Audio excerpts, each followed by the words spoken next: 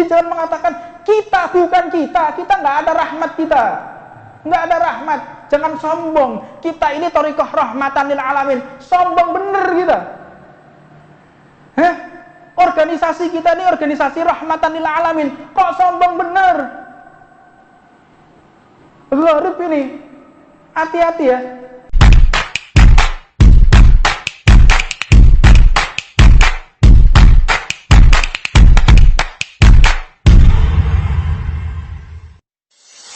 Diceritakan ketika Sayyidina Husain radhiyallahu taala anhu nafa'anallahu bi ulumih. Sayyidina Husain ketika beliau mau dibaiat beliau mau diangkat jadi presiden ya. Beliau ya qadha bertemu dengan Rasulullah SAW yang kita yakin Ahlul Bait ini meyakini beliau bertemu dengan Rasulullah dengan para sahabat dalam keadaan jaga. Di situ di sampingnya ada Sayyidah Zainab, sampingnya ada Sayyidah Sukainah. Beliau bertemu dan mengatakan, wahai Husain, malam ini engkau akan berbuka puasa bersama kami di surga. Maknanya apa? Engkau akan dibunuh hari ini. Engkau akan dibunuh oleh orang yang mengkhianatimu, Yazid bin Muawiyah. Akan dikhianati. Jadi akhirnya beliau pun mengatakan, kalau begitu jangan sampai darahku ini mengotori Mekah dan Madinah. Saya akan keluar dari Mekah dan Madinah. Saya nggak mau darahku ini nanti akan tercecer di Mekah. Saya nggak mau. Jangan sampai darahku ini tercecer bertempat di Madinah. Enggak. Saya mau menuju ke jauh biar darahku ini tidak mengotori tempat yang suci. Bayangkan. Kayak begitu. Di perjalanan beliau itu menangis terus di perjalanan. Sampai akhirnya beliau ditegur oleh saudarinya, "Ya Husain, ya ibnu Rasulullah, wahai putranya Rasulullah, wahai kecintaan Nabi Muhammad, kenapa engkau menangis? Apakah engkau tahu apa yang terjadi kepada dirimu?" "Ya, saya tahu, saya akan mati hari ini." "Kenapa engkau menangis? Apa yang membuat engkau menangis? Apakah engkau ini takut mau mati?" "La, bukan." "Terus kenapa engkau menangis?" "Aku menangis karena aku melihat orang-orang masuk neraka gara-gara aku." Bayangkan. Nggak mau orang itu masuk neraka gara-gara dirinya. Orang yang menyiksa aku, orang yang menzalimi aku, orang yang membantai aku dan keluarga Rasulullah, mereka akan masuk neraka. Aku tidak mau orang masuk neraka gara-gara aku. Keinginanku orang itu masuk surga gara-gara aku. Ini akhlak nubuwah. Ini akhlak kenabian. Bagaimana caranya orang yang mengenal kita masuk surga gara-gara kita? Bukan orang yang mengenal kita terus masuk neraka gara-gara kita. Paham maksudnya? Jadi jangan sampai kita di dunia ini orang menyakiti kita, orang memusuhi kita, kita mendoakan kejelekan kepada dia. Bukan thariqah Nabi Muhammad, bukan thariqah para habaib.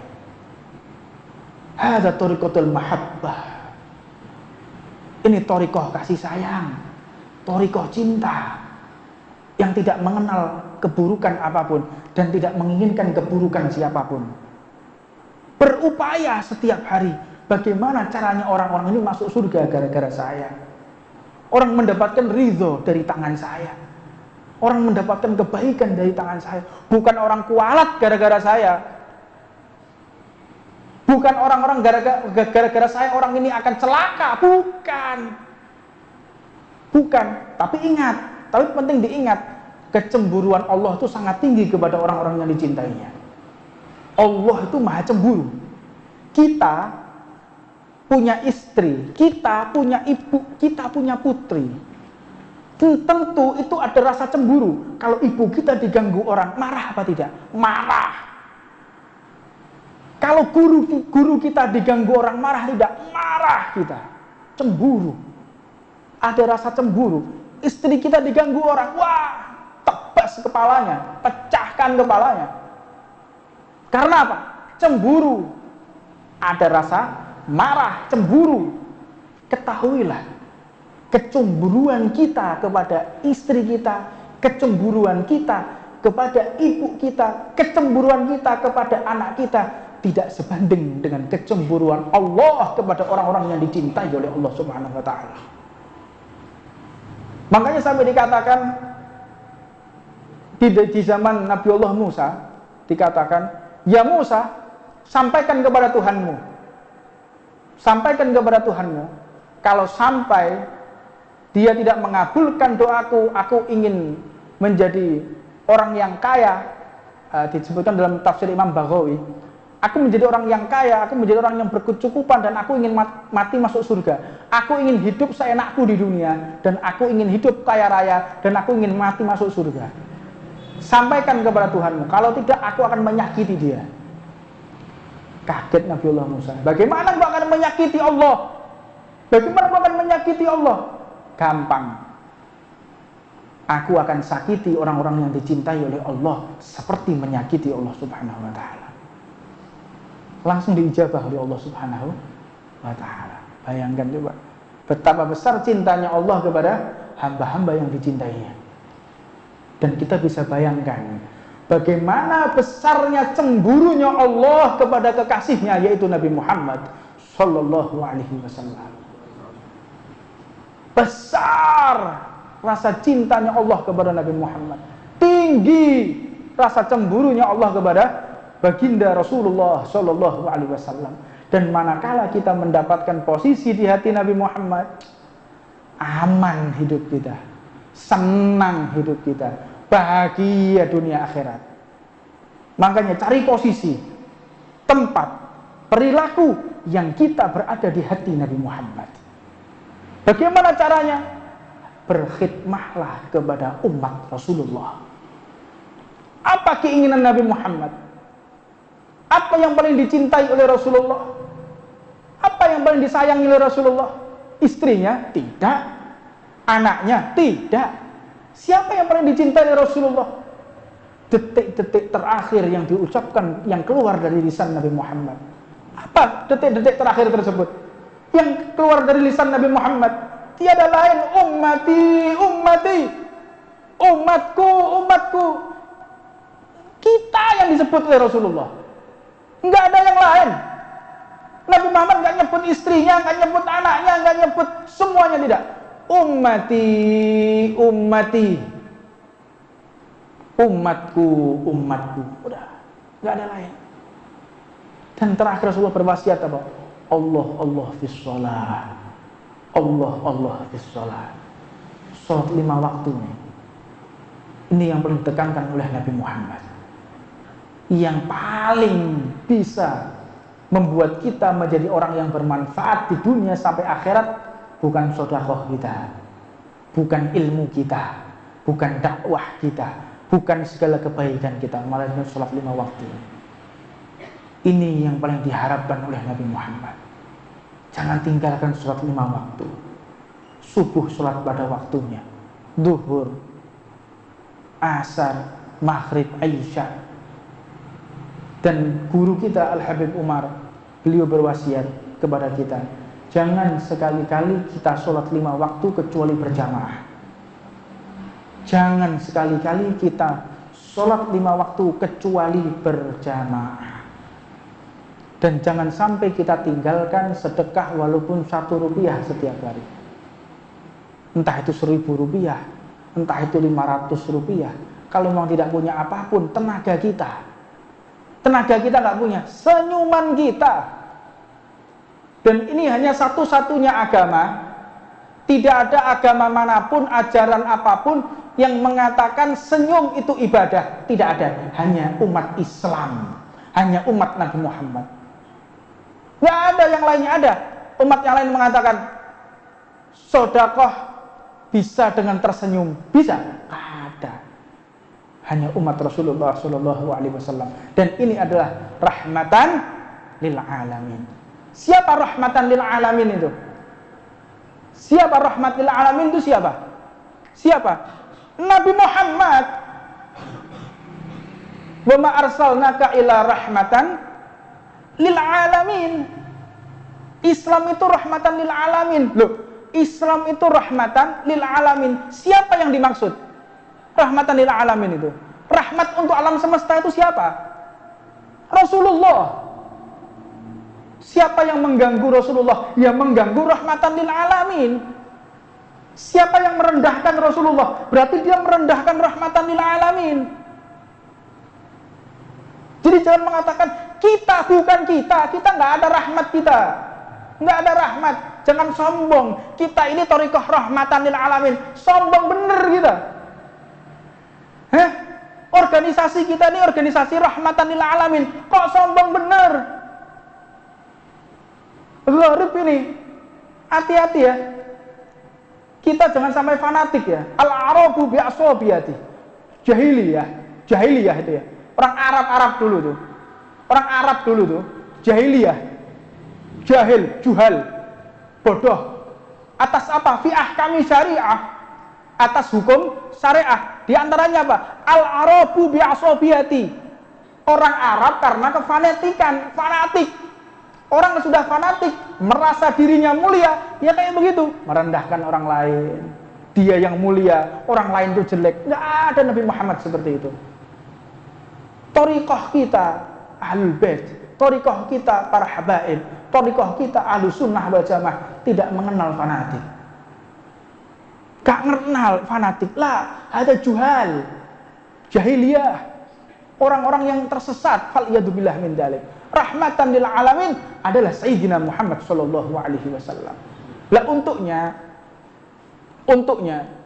penting kita pahami bahwa manakala di hati kita ada rahmatan lil alamin, kita akan mencintai orang lain melebihi daripada diri kita sendiri. Itu rahmatan lil alamin. Sampai kita, nggak ada yang sampai. Kita belum sampai. Kira-kira kita dibandingkan Nabi Muhammad, kalau mau cara ngukur gampangnya begini ya, Rasulullah siap mati untuk kita, Rasulullah siap kelaparan untuk kita, Rasulullah siap apapun untuk kita. Bahkan rasa sakit sakaratul maut kita ditanggung oleh Nabi Muhammad. Ada yang rahmatan lil alamin selain Rasulullah, tidak ada. Rahmatan lil alamin itulah Nabi Muhammad sallallahu alaihi wasallam. Selain Nabi Muhammad bukan rahmatan lil alamin. Kita lebih cinta sepeda motor kita daripada Nabi Muhammad. Itu iman kita.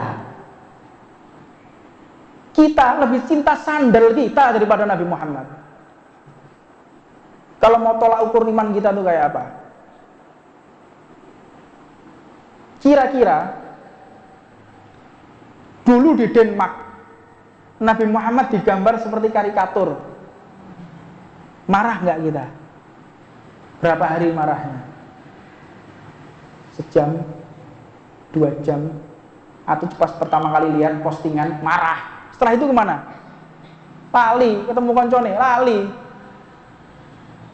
Ada kegiatan, lupa. Itu iman kita. Jadi jangan kita merasa kita ini rahmatan lil alamin. Bahaya Pak. Jangan merasa diri kita itu mulia. Makanya hati-hati ya. Pengajian yang mengajarkan diri kita mulia, orang lain tidak mulia, hati-hati, Anda di bawah jurang kesesatan. Merasa dirinya mulia, orang lain tidak, Anda di bawah jurang kesesatan. Thariqahnya Nabi Muhammad itu mengevaluasi diri, bukan mengevaluasi orang lain. Mencari aib yang ada di dalam diri kita, bukan mengkoreksi aib orang lain. Jadi setiap hari kita bisa evaluasi, tambah hari tambah soleh, tambah hari kita tambah bisa memperbaiki diri, bukan merasa diri kita ini yang paling mulia.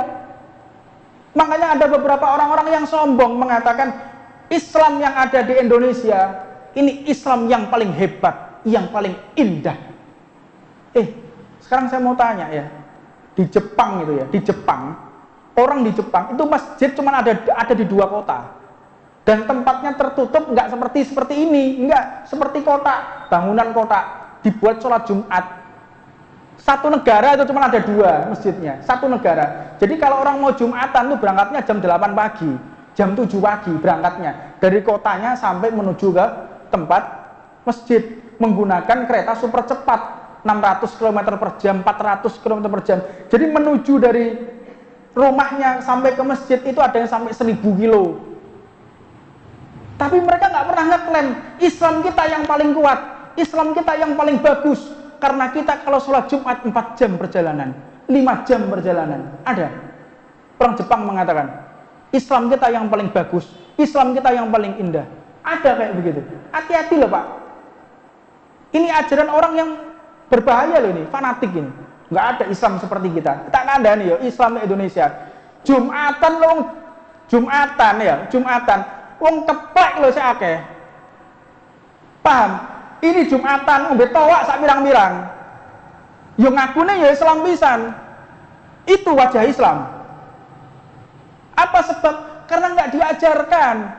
Jangan merasa dirimu mulia. Orang kalau sudah tidak merasa dirinya mulia, dia akan bisa memperbaiki diri.